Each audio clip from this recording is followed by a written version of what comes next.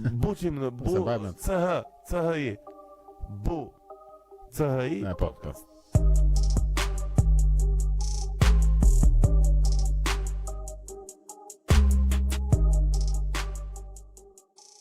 Ishte shumë çudi, domethënë mënyra se si politikanët tash janë futur në për TikTok, Dreqi Shejtani, Lulzim Basha me Unikatilin, e ke parasysh janë këto janë patetizmat në një niveli që në të vërtetë, pavarësisht se politika shqiptare ka qenë gjithmonë qesharake, domethënë të këtij niveli si kemi përjetuar ndonjëherë deri më sot. Tani unë e di që ishte një burr i mençur që e pash një meme që ishte bërë kështu të mençur që një është Luli me muzikën e Unikatilit me makinë, thjesht një burr me krizë midlife crisis.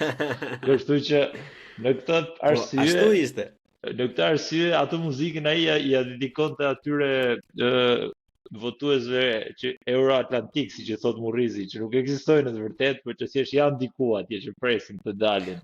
Ore, çudia më e madhe është sepse të njëjtën gjë që ai i thoshte Ramës, domethënë, mund t'i aplikohet edhe vetë, se edhe këtë mund ta pyesin ku i ke shokët o vlla. Rama po los shah me ta dhe po kënaqet gjithë ditën e lume sepse po merr domethënë shfaqjet më të mira, më të mundshme politike, sepse shikon sa dobët është opozita dhe ai duke u tallur me ta e lë popullin të harrojë se çfarë hallesh kemi ne me të vërtetë.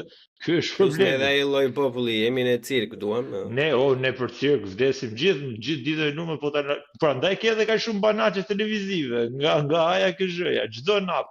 E mbaj mend kohën e artë kur ishte që mbahej gjasme sikur Sokol Balla, gazetar me të vërtetë shumë i mirë politik. Dhe ishte çdo të enjte që jepën në Top Story dhe quhej domethënë me të vërtet Top Story. Tani ishte koha para Skype-it. Ke çdo emision që është çdo ditë. Nuk është një ditë, por çdo ditë. Po çfarë tema trajtojnë, domethënë nga bukuria e Himarës te a meritojnë gejt të tretat, ti thjesht kap një temë dhe futet kot. Aty dhe si hidh gjëra për hir të cirkut që ne duam, shkurt muhabeti. Shiko, e bukura është domethënë se kur flas me Tim Vlla për shkakun, ai ka qejf to kur bëhen kështu emisione për natyrën, për turizëm e gjëra të tjera, dhe them që plak, nëse kërkon një uri, mund të shikosh video në një amerikani apo një anglezi që bën në Shqipëri, ka më shumë informacion se sa japin këta. Që vete restoranti i njërit që i bëjnë reklam. Unë për vete vdes. Ja, për shembull nuk e di nëse e njeh John Oliver, e njeh Jon Stewart, e njeh. Këta i shikoj kështu, këta janë portokallia ime tjetër, këta specialet e tjerë. Që domethënë nga këta kalojmë te këta tjerë kur na mërziten këta tonët. Po këta tonët s'na mërziten për kollaj, kështu që prandaj edhe nuk do i ndryshojmë për sa kohë. Do ngelemi me po këta për mendimin tim gjithmonë, sepse mendoj se është sistemi i atill që nuk të lë të jesh i ri, të dalësh sado idealisht të jesh pa gjykuar askënd, nuk më intereson, sepse unë i kam bindjet e mia politike, e pranoj që jam i djathtë në vetvete, por jam shumë zgënjur nga e djathta dhe e di që për mendimin tim nuk do ta fitoj as pak dhe do ta humbas shumë thellë, sidomos me koalicion. Në Shqipëri nuk ekziston fare koncepti i djathtë. Po flasim për të djathtën që mendojmë ne që ekziston, jo atë të djathtë që ti ke fotoprofili dhe unë nuk e kam por e dua. Nuk kupton se çfarë po them. Kjo është ideja. Ideja është që po flasim për një të djathtë që nuk ekziston, por një opozitë që nuk është e aftë të jetë e tillë. Dhe si rrethoj do i humbas të zgjedhje. Por këta të rinj që po përpiqen të dalin, sistemi nuk do t'i lërë që të dalin. Vetëm nëse ka një marrëveshje të brendshme. Vetëm nëse atëherë. Se di, un kam shpresa në fakt. Un jam çik më pozitiv. Deri para një 4 muajsh isha i bindur domethënë që do i humni zgjedhjet, po me nëse ata arrin të bëjnë një marrëveshje pas zgjedhore, domethënë mund të jetë shumë afër. Që mos bëhemi si Spartak Gjela me Krishnik Sfaiun, që çdo një muaj vën baston, një po shikon se do vinë ata, një po shikon se do vinë ata. Po që ne këtu do jemi, unë premtoj që asnjë nga partitë e reja nuk do të fitojë zgjedhjet. Pastaj kam vetëm pak shpresë, jo për arsye ideologjike apo arsye të tjera tek agronshe, por tek të tjerët nuk e mendoj. Nuk e shikoj të mundur. Unë vërtet mendoj që të fituar nuk diskutohet. Ato ide të duhura apo gjasme janë të rinë e tjerë, po nuk e shikoj mundësinë tek ata. Nuk e shikoj që sistemi do i lejojë të futen. Sepse se shikoj mundësi financiare që ata tregojnë që kanë. Nëse e kanë me të vërtet, atëherë Allah le bof Zoti. Sepse ne e dim gjithë që unë për vete kam qenë përfaqësues me OSBE-n në zgjedhjet e fundit parlamentare, ku isha përkthyes për ta, dhe shkonim në çdo zonë të Tiranës, në 8 zonat që na ishin caktuar ne, çdo ditë për 4 ditë rresht deri natën e zgjedhjeve, dhe ta garantoj OSBE-ja punën që bën atje ishte thjesht a punon ky kamera aty? Po punon. A janë të përfaqësuesit e partive politike? Po janë. Edhe shënonin me checkbook. Nuk është se ju intereson dhe me të vërtetë se çfarë bëhej apo diçka e tillë. Prandaj ne e dim që këtu ka vlerë vota e shitur me kohë, nuk shitet te kutia, është shitur para se të ndodhte kjo gjë. Kjo gjë më depresionon, shkurt muhabeti. Por edhe është interesante ta shohim. Por edhe është interesante ta shohim si ta shkojmë. Si fillim mik, mirë se erdhe në Bullshit Podcast. Më bëhet qefi që më kontaktove edhe të ftoj të na tregosh ndonjë gjë për veten, kështu na bëj një autobiografi që duhet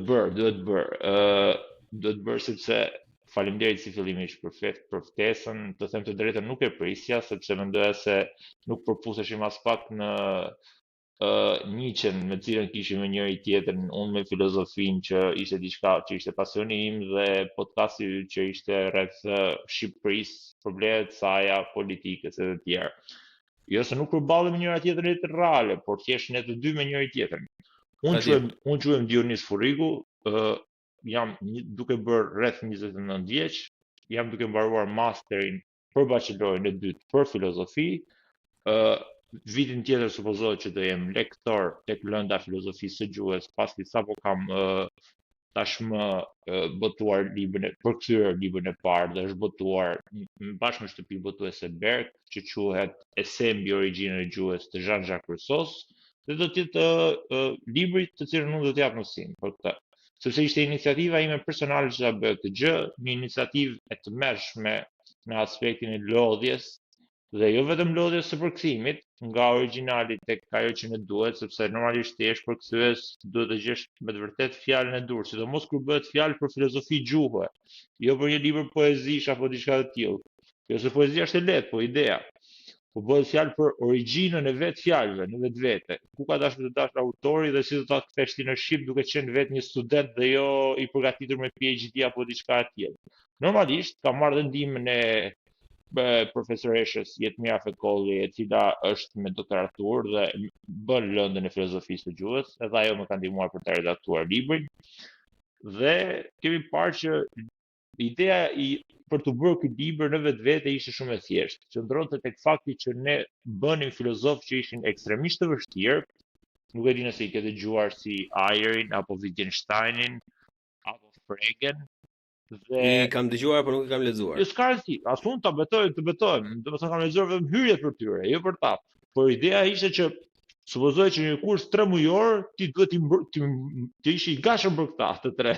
Ku vetëm për Wittgensteinin është një kuriozitet shumë i thjeshtë për të. Ai arriti të bënte një libër që quhej Tractus Logus Philosophicus, ku tronditi gjithë botën filozofike, sa askush s'u hedhi poshtë, sa u mërzit aq shumë sa vendosi ta hiqte vetë poshtë. Dhe ne përpiqemi ta mbrojmë për 3 muaj këtë gjë në fakultet. Imagjinoje paradoksin e madh. Dhe ideja ime ishte që pse mos ta nisim nga baza, nga A-ja, ja ku e ke A-n, mëso A një herë, pastaj fillojmë me të tjera. Se si jemi në ato nivelet, pa llogaritur pastaj mangësitë që ka gjuha shqipe, ku ne përpiqemi të bëjmë lëndë të tjera, si për shembull Heideggerin, nëse e ke dëgjuar, ka fjalë gjermanisht që ti se përkthen në shqip sikur të vdesësh, sepse nuk ka ekzistuar mendimi për atë fjalë në Shqipëri. Dhe kjo është një tmerr në vetvete të mendosh. Për filozofin është tmerr, për njeriun e thjesht nuk është asgjë, beso, sepse e shikon reagimin e tij kur i thotë që por është kjo fjala këtu që ai ka menduar për këtë, por për ty s'e ka vajtur në mendje sepse si përballur me këtë problem kurrë. Dhe ti thjesht do ngjesh i habitur, do thua po kisha po thot. Dhe ky është problemi vetvete. Kjo është pak a shumë ideja. Si e realizon përkthimin e librave të tillë, domethënë i zotëron vetë gjuhët apo? Po, normalisht, kjo është ideja. Unë zotëroj gjuhën angleze shumë mirë, gjuhën italiane shumë mirë, frëngjishtën e kuptoj, por nuk mund ta flas shumë mirë, por librat që kam përkthyer deri tani i kam përkthyer nga anglishtja. Po. Kjo ka qenë. Ky është libri i parë, po përpiqem të përkthej librin e dytë thjesht. E kam përkthyer tashmë me profesor doktor Gjergj Sinanin, që është direktori i Universitetit Bedër dhe na ka dhënë lendën e fenomenologjisë. Ai e ka redaktuar librin, kemi mbaruar punën, thjesht kemi ngelur për një shtëpi botuese. Problemi është gjithmonë tek granti dhe fakti që asnjë shtëpi botuese të cilës i ka përfitur në derë nuk i ka interesuar dhe ka thënë ku jashtë këtë. Shko, është pyetje e rëndësishme, domethënë se përveç dashurisë ndaj dijes, domethënë dhe le të themi nevojës për të pasur libra të tillë në shqip, se do të them diçka për sa i përket librave në shqip. Në fund të fundit një shtëpi botuese është biznes, e kupton, dhe nëse ata nuk e shohin si lukrative, domethënë mua mund ta mendoj, po nuk mund ta arrit ta kuptoj 100% se sa juve sa e vështirë mund të jetë të shesesh një ide të tillë. Më beso, po jo, nuk po flas që të shkojmë direkt te çdo shtëpi botuese dhe t'i marrim me radhë, sepse ka shtëpi për shembull, më vjen keq që mbase mund t'i përmend. Nëse përmend shtëpinë botuese Polis, ajo merret me libra shkollor, unë nuk mund të shkoj asaj të them dua libër filozofi. Unë po shkoj tek ato që merren pikërisht me filozofi dhe po i them ja ku është libri, ja ku është autori, është kontemporan, është akoma gjallë, ti gjykoje një herë, a është vepra në rregull, pastaj më thuaj a ke interes apo jo.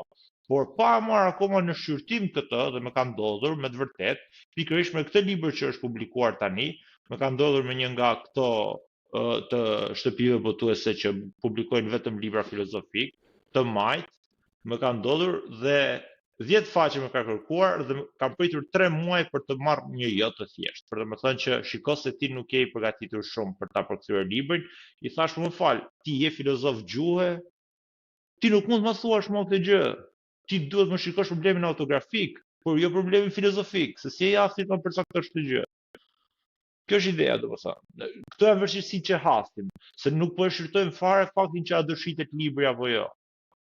Ose këtu kam interesin, domethënë te pjesa e shitjes së librit. Megjithëse e kalojmë pak të ignorancën ose mos dashjen e tyre. Cila është audienca për këtë lloj librash? Hiqi studentët e filozofisë. Po pikërisht, atë po përpiqesh të mendoj. Audienca për këtë lloj librash është besoj ekstremisht e vështirë fillimisht për të gjetur një herë, por edhe nëse i gjen, është një audiencë e cila qëndron gjatë gjithë kohës, pra domethënë algoritmi i tij në YouTube ose në Instagram ka ndikuar që ta çojë drejt atyre shkrimtarëve apo filozofëve. Sepse vetëm rrjetet sociale mund t'i kenë afruar, por shqiptarët jo, sepse nuk janë as pak të njohur këtu. Por shpesh herë për shembull mund të ketë qelluar që ti ke dashur një shkrimtar dhe ke dashur të thuash, "Ore, po sikur ky të jetë në shqip, ta lexoja." Sepse e ke hasur këtë në rrjetet sociale dhe s'e ke gjetur. Dhe kjo ka qenë problemi i madh vetvete. Dhe këtë pra përpiqemi që të sjellim.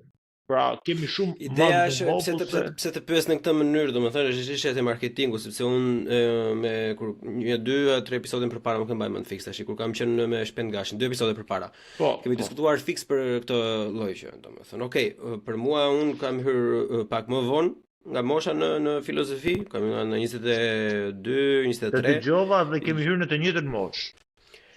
Edhe pasioni im domethënë ka qenë historia.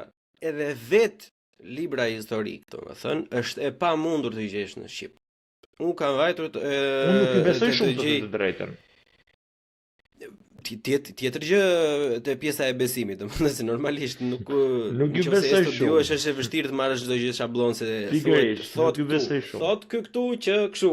Ajo nuk ndodh asnjëherë. Por ajo çfarë do të thoja unë është që jam i bindur që audiencë për librat historik ka më shumë se sa për librat filozofik. Dhe prap nuk është asnjëherë mjaftueshëm që një shtëpi botuese të futet të merret vetëm me këtë. Mahamadja. Unë mendoj se kjo është lidhur me shkollën me sistemin arsimor para universitar që ne kemi, që ne sidomos brezi im për shembull ka bërë historinë kafe, nuk kemi vajtur në orë të mësimit 1, edhe për të gjitha gjërat e tjera, për shembull për romantizma, drama, ku dëgjon kadare, ne këto i kemi pasur në sistem shkollor dhe dohem mos të gjitha ata njerëzit që lexojnë, domethënë lexojnë shumë gjëra të tilla, duke u nisur nga ato emra, domethënë që janë implementuar në shkollë. Fakti që ne nuk e marrim historinë seriozisht dhe që nuk bëjmë fare filozofi, domethënë deri në fund gjimnazit, vetëm nëpërmjet një kërkimi të pavarur dhe mes Instagramit, mes TikTokut, njerëzit mund të marrin informacionin që shife se diçka e tillë ekziston. Pikërisht, sa po ta thash, ti e pe vetë, siç ta thash sot në mëngjes, që domethënë faqja ime e Instagramit, e cila është dedikuar komplet rreth filozofisë, që ta çoja në maksimumin e saj që ka qenë në 12.9k, ka qenë plotësisht të huaj. Shqiptar ai ka pas a nuk i ka pas 30 veta ku ndërtoi ishin shokët e mi personal, askush tjetër, shokët që njihja në jetën e përditshme. Dhe ishte pikërisht detyruar mbi atë dhe mbi atë mësoja në një farë mënyrë dhe zbuloja fytyra të reja, personazhe të ri, ese të reja, gjëra të reja. Dhe kjo ishte ajo që të shtynte të mësoje diçka më tepër. Kjo është një mënyrë e mirë për ta përdorur rrjetin social, por për ta tërhequr në një farë mënyrë studiuesin e ri shqiptar ka shumë pengesa. Më beso për shembull, kemi vajtur ke shefi i departamentit dhe kemi kërkuar që nxënësit më të mirë të klasës, të filozofisë, të shkojnë të paraqiten nëpër gjimnazë dhe të bëjnë apel që hajdeni sepse ka rëndësi filozofia sepse me të vërtetë po vdes si deg. Me ligj nuk lejohet nga Ministria e Arsimit që kjo të ndodhë. Ky është problem në vetvete. Kështu që ose pse me ça justifikimi? As nuk e di, kaq na than, kaq di, kaq të them. Me ligj kjo nuk lejohet që të ndodhë, na kanë thënë. Pra gjas me promovon X universitet ose X deg ndikon tek nxënësi, besoj unë tani. Nuk e lejon atë që të zgjat atë që do. Po ti nuk po i thua hajde se të vrava, ti po i thua që kjo ekziston si mundësi, po të hajde. Unë kur kam qenë vetë në gjimnaz vinin këto tërguto zalat dhe këta tjera dhe na thonin që Mimis ata hedhin xixhat nuku, ata derdhen. Po ku i kanë këta xixhat? Kjo është ideja. Ku? Të shtëpiat e veta, nuk e parti Gucci, Prada, Louis Vuitton në përkrah. Po e le ti kenë, po sikur të bëni një çik mësim për të zë ishte keq, ose pak përpjekje që ta shikosh ti, ore, po të them do të vite të qaje, ta shikoje që shtëpia ime këtu, nëse unë kthej laptopin, ka më shumë libra se sa biblioteka që kemi ne ke shkolla atje. Që ajo bibliotekë nuk përfshin vetëm librat e filozofisë, përfshin të gjithë fakultetit të shkencave sociale. Dhe është e tmerrshme po të them, për zotin. Është turp. Dhe nuk është fajin studiuar vetë filozofi? Po, normalisht. Autodidakt kam qenë studiuar. Autodidakt kam qenë për 2 vite e gjys, normalisht bazën si gjithë të tjerët e nisëm me jo Dostojevski, jo Nietzsche, këto derisa pastaj Schopenhaueri ma tërhoqi vëmendjen shumë, duke ma tërhequr vëmendjen Schopenhaueri shumë, shkova drejt një periudhe tipike që shkojnë shumë njerëz, që gjas me shkon drejt nihilizmit për të shkuar pastaj drejt ekzistencializmit dhe pastaj drejt absurdizmit. Por unë në vetvete të them të drejtën, një profesor më ka quajtur nihilisti vetë kënaqur dhe vazhdoj të qëndroj një nihilisti vetë kënaqur sot e kësaj dite. Sepse vazhdoj të preferoj shkatërimin e botës të sa rindërtimin e saj në mënyrën me të cilën po shkon. Sidomos duke parë atë fushë të filozofisë në cilën unë pretendoj që jam i specializuar, që është postmodernizmi. Nuk e di nëse ke dëgjuar për postmodernizmin. Do krijojmë një rrjet, po ku e bazon dëshirën tënde ose vullnetin tënd ose ku dëgjon pasionin për të qenë nihilist? Tek mënyra se si njeriu përgjatë gjithë tek mënyra se si historia ka treguar përgjatë gjithë kohërave se si njeriu është sjellur. Në çfarë lloj sensi? Ndaj në sensin e një miti ku për shembull një figurë heroike është vrarë, ndaj në sensin e luftrave të pafundme, ndaj në sensin që e mira dhe e keqja pavarësisht janë konstrukte sociale, duke qenë konstrukte sociale në një farë forme tregojnë që njeriu është i lirushëm të bëjë çfarë të dojë. Vetë shprehjet popullore që thonë nganjëherë që e keqja nuk ka fund në këtë sens, në një farë mënyre mund të shikojmë që gjithmonë i afrohemi asaj më shumë se kësaj tjetrës. Pra, ose sidomos fakti kur themi për shembull që të vdes një është problem, të vdesin shumë është statistika. A imagjinon se çfarë përmbledhje. Ajo është subjektivizëm pastaj. Ajo është subjektivizëm, është një subjektivizëm që tregon në vetvete se si gjendja njerëzore ka arritur në vijim. E personave që e përdorin atë vijim, jo e të gjithëve. Po, tani përderisa ka ngelur fjalë madhe tregon që shumë persona e përdorin, e kupton? Sa të Stalini e tha i shkreti, po. Diskutohet, po ka dhe shumë gjëra të tjera që persona i përdorin, domethënë edhe nuk e din se çfarë do të thotë, e kupton? Siç njerëzit bëjnë bismillah kur han buk, po nuk e din fare se kanë ide se çfarë domethënë, se kanë hapur në Kur'anin domethënë, apo ku dëgjon gjëra të tjera kur bretohen për Zot që nuk kanë fare ide se çfarë janë duke bër what the fuck they're summoning. Edhe e njëjta gjë ndodh edhe me këto. Shiko, e di ku ta dalun, sepse un kam qenë dhe un nihilist dikur, e kupton, po nihilizmi nuk bën kuptim. Për mendimin tim, sepse është nihilizmi është një dorëheqje, domethënë, për mendimin tim. Pa e quajtur, po ke të drejtë, nihilizmi është dorëheqje. Është dorëheqje dhe nihilizmi, po do të them dy fjalë dhe dua që këtë debatin mbi nihilizmin të mos ta vazhdojmë sepse e di që jo se më mund, por do të arrim në një impasse, siç thonë amerikanët, pra që nuk do të kemi dakordsi as unë as ti në këtë pjesë. Shiko, nuk po ndajmë tokat. Po. Jo, e kuptoj pikërisht, por thjesht në idenë e mendimeve ideologjike.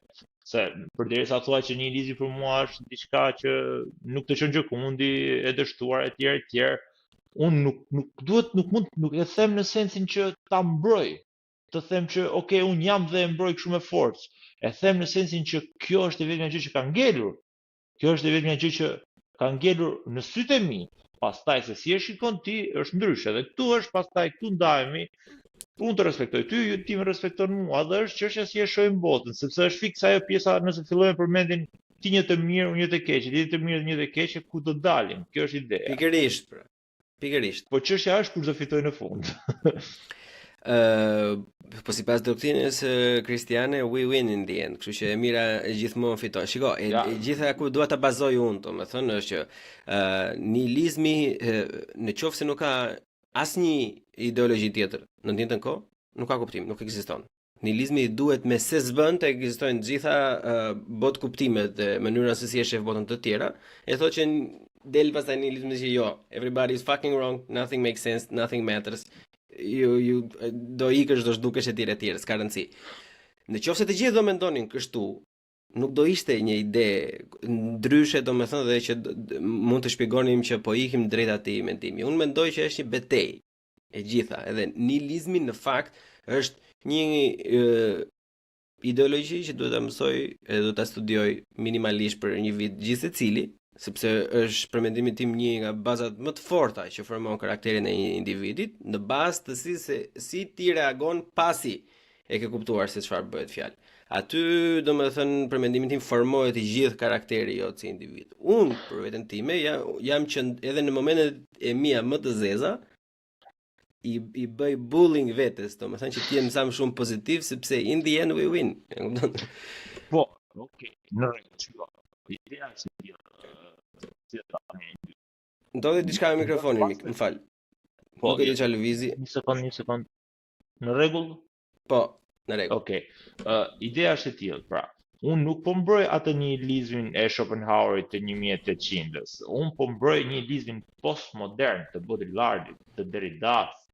Këtë lloj forme nihilizmi. Ky është, domethënë, sepse shtjelloje pak dhe për ata që dëgjojnë.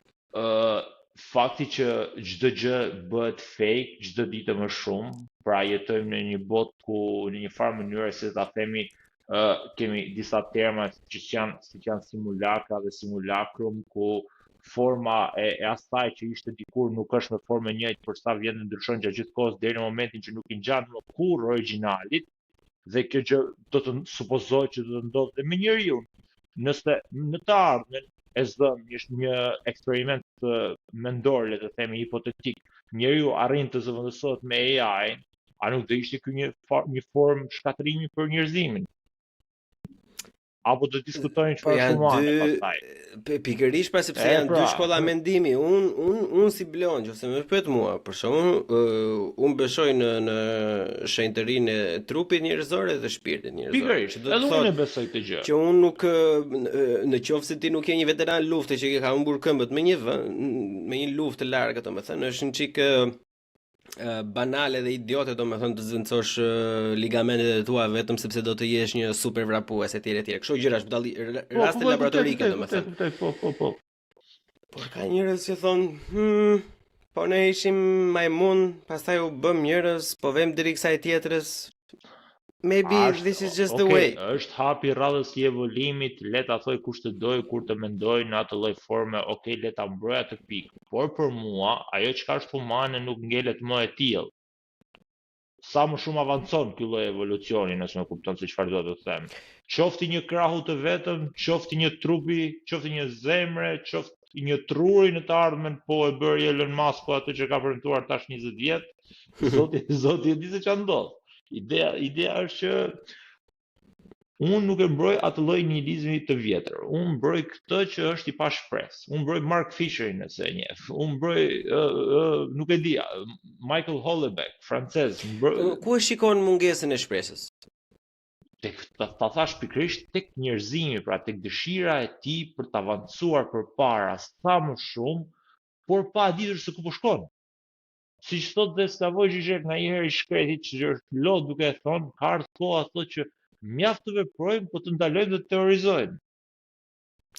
Mirë, po ka edhe një pjesë shumë të madhe të njerëzve që mendojnë që rrugëtimi është destinacioni, jo atje ku do vesh. Bërja e rrugëtimit është destinacioni yt në të vërtetë. Po rrugëtim për ku?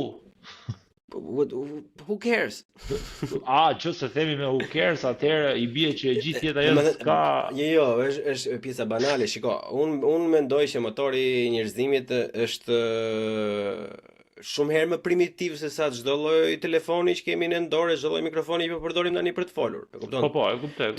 Gjithë motori që i shtyn gjithë njerëzit është tet primal, është sigurimi i mbarvajtjes së gjeneve të tyre. Po, mbjetesës. Po, normalisht mbjetesës. Okej, po kjo na bën tërësisht qenie instinktive dhe evolucionare, pjesë të evolucionit. Nuk na bën asgjë tjetër. Ja, kjo nuk më pëlqen mua për shembull, sepse unë nuk mendoj dot bardhëzi që ose jemi krijesa të evolucionit ose këto. Unë mendoj që jemi atje, por me të gjitha këto gjëra që kemi kaluar, në të gjithë historinë, domethënë kemi ndryshuar, prandaj jemi edhe predatori apex i gjithë natyrës. Prandaj jemi kafsha më e rrezikshme nga të gjithë.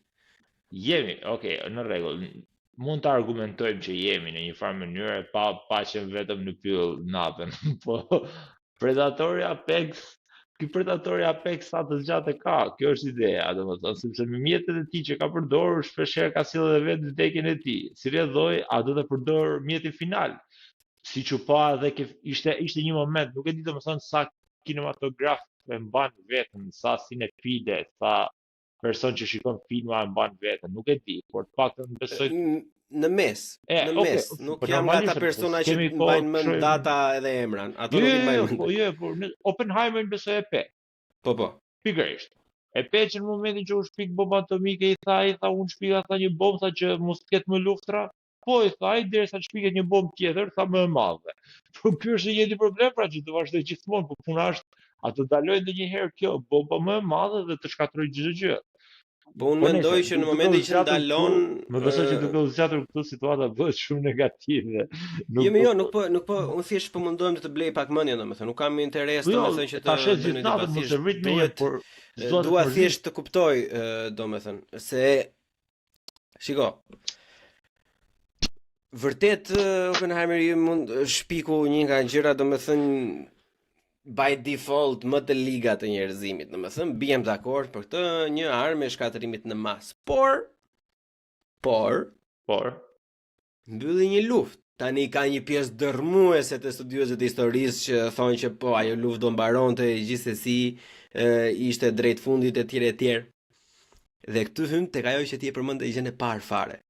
Kur vdes një shfatkeqësi, kur është një statistika. Edhe këtu për këtë përdoren ata të gjithë, domethënë që kurse u jetë etj.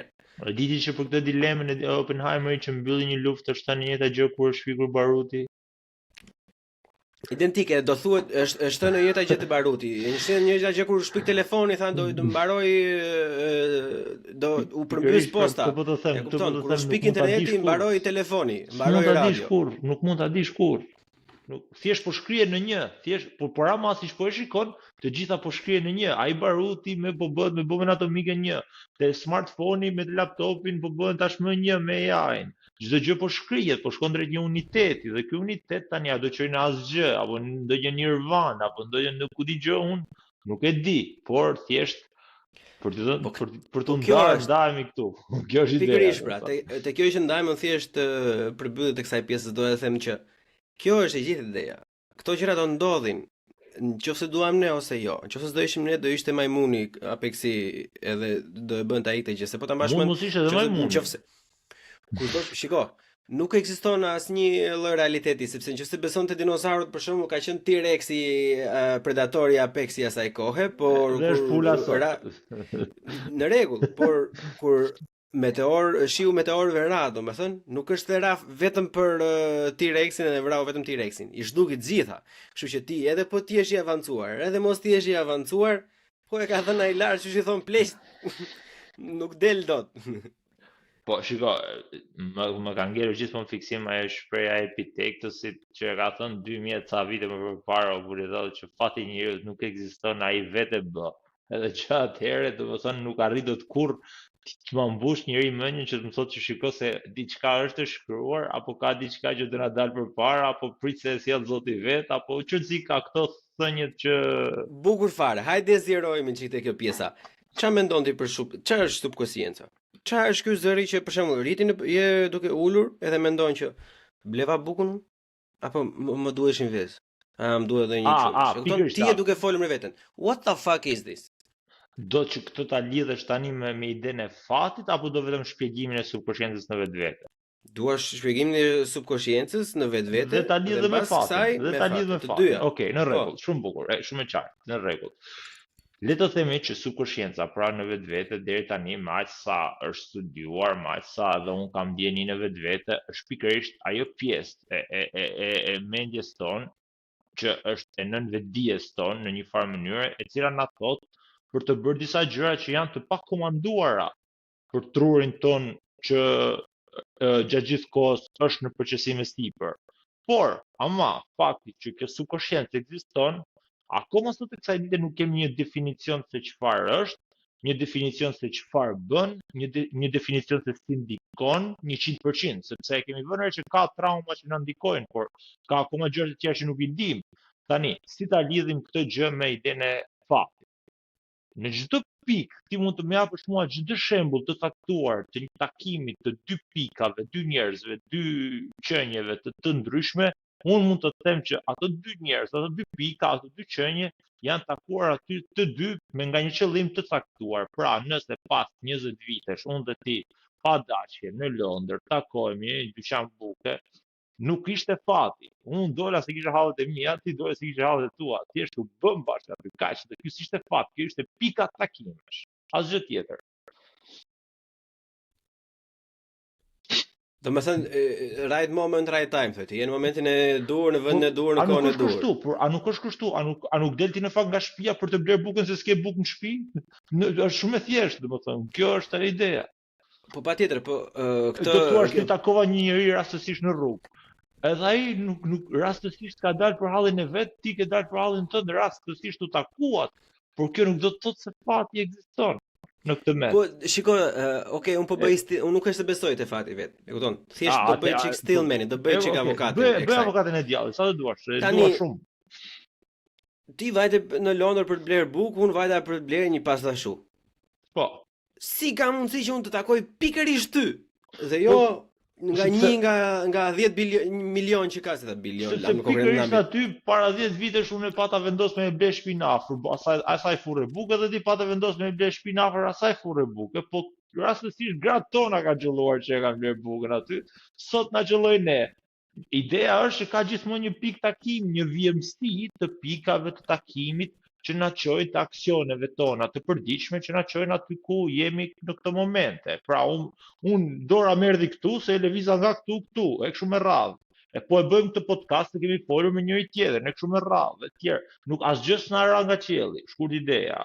Për idenë e faktit në vetvete. Pastaj nëse hyn në gjëra më thella, aty duhet të avash, kemi kohë për çevin tonë. Jo, kam nëse si s'duhet të bëhemi gjithallog. Kjo është ideja, të rrim në aq sa dim. Po zotëri dashur, ne po diskutojmë aq sa dim. Po jemi gabim, njerëzit të shkruajnë në komente, vëlla je këtu gabim, jep edhe sourcin ta shikojmë edhe. Po kaluam ke fati, pastaj kalojmë te filozofia antike, aty më thonë deri se jam dhe aq i mirë.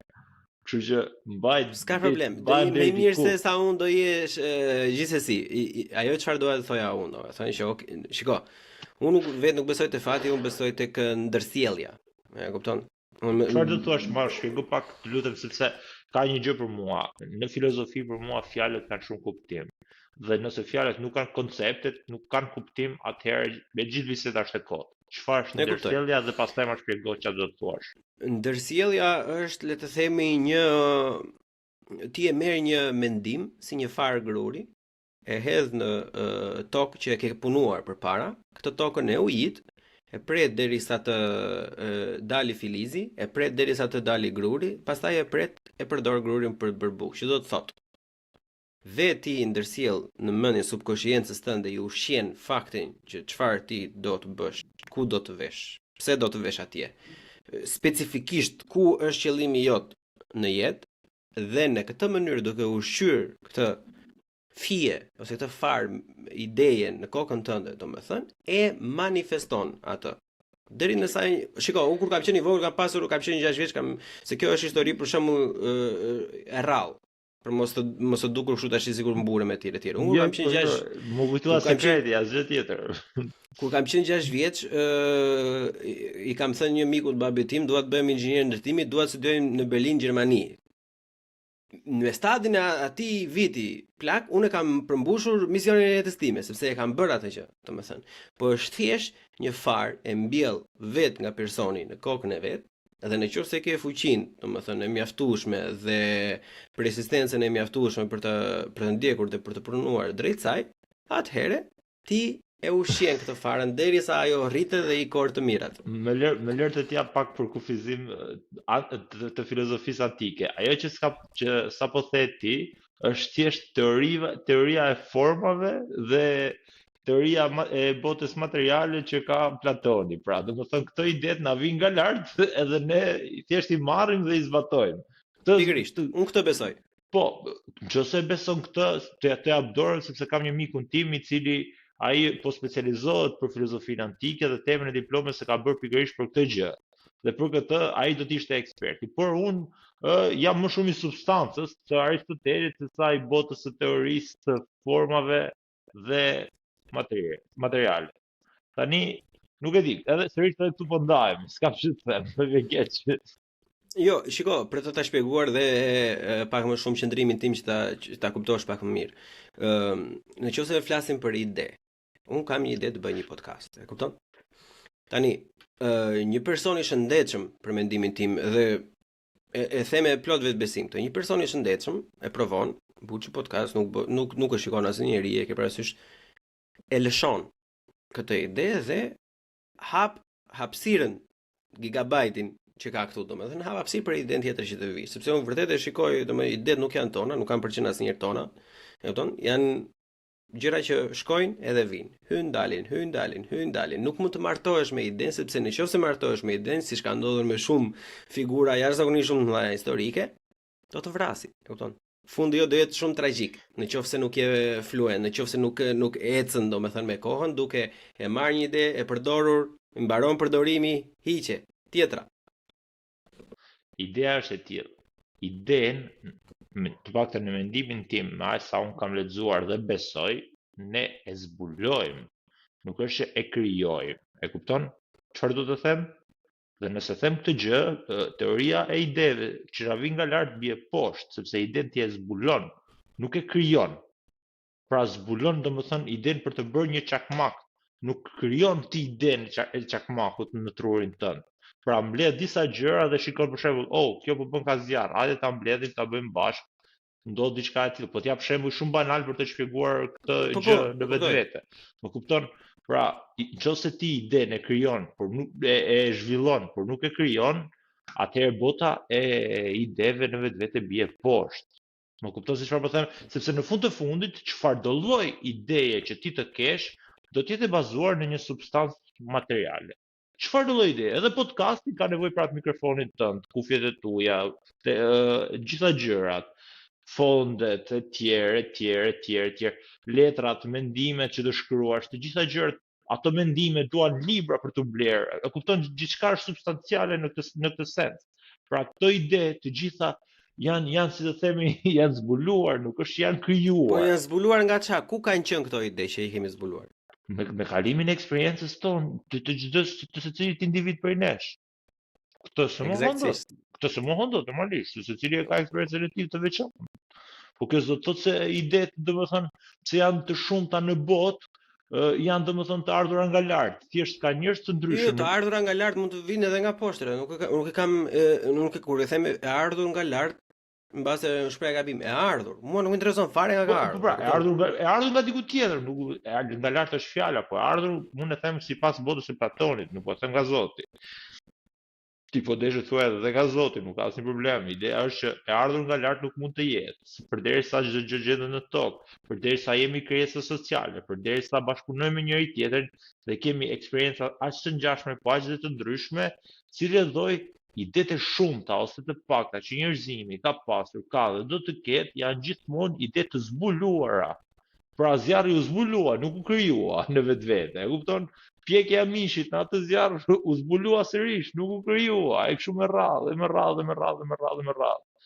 Gjua, Misha, aty kalojmë teknikalitete pësej, sepse po ta vësh mishin në zjarr deri në që po të martohesh me idenë, prandaj them që duhet të përdorësh vetëm në përdorimin që kam dhe të lëshos. Nëse mishin lë në zjarr pingot gjatë ditës është i pangrënshëm. Kështu që ti në fakt duhet të krijosh idenë që duhet ta pjekësh një steak për 5 minuta.